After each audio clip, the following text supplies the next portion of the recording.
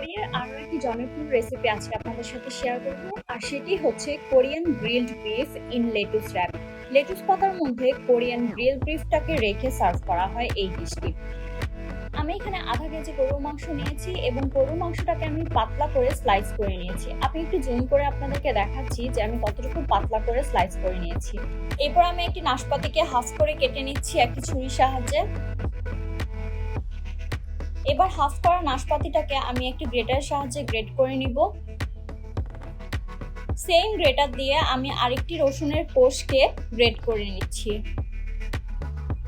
এরপর দিয়ে দিচ্ছি 2 চা চামচ ব্রাউন সুগার। এবার দিয়ে দিচ্ছি 1 চা চামচ সয় সস, 1 চা চামচ সয়াবিন অয়েল,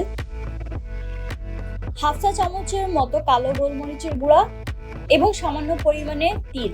এই সব মশলার সাথে মাংসটা ভালো করে মিক্স করে নিব। চুলায় একটি প্যান বসিয়ে তাতে আমি 2 টেবিল চামচের মতো অলিভ অয়েল দিয়ে দিচ্ছি।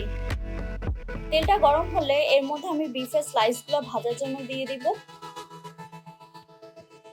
বিফের স্লাইসগুলো এক পাশ ভাজা হয়ে গেলে আমি এবার উল্টিয়ে দিচ্ছি আরেকটা পাশ ভাজার জন্য। বিফের স্লাইসগুলো ভাজা হয়ে গেছে, এবার একটি প্লেটে আমি বিফের স্লাইসগুলো তুলে নিচ্ছি। আমি এখানে ফ্রেশ কিছু লেটুস পাতা নিয়েছি। এবার লেটুস পাতার মধ্যে বিফের স্লাইসগুলো নিয়ে র‍্যাপ করে নিচ্ছি।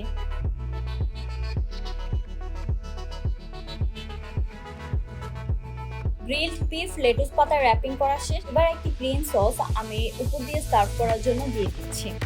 কোরিয়ান এই রেসিপিটা আপনাদের কাছে ভালো লেগেছে, আর ভালো লেগে থাকলে লাইক, কমেন্ট এবং শেয়ার করবেন। নেক্সটে দেখা হবে নতুন কোনো রেসিপির সাথে। ততদিন ভালো থাকবেন। আল্লাহ হাফেজ।